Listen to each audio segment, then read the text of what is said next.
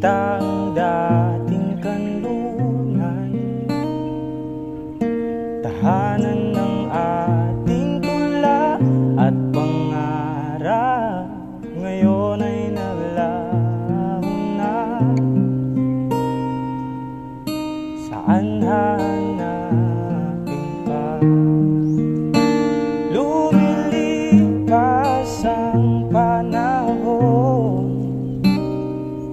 kabiyak ng ating gunita.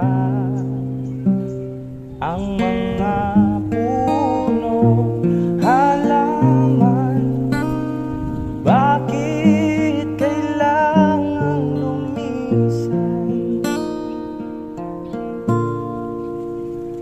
Panapanahon ang pagkakataon,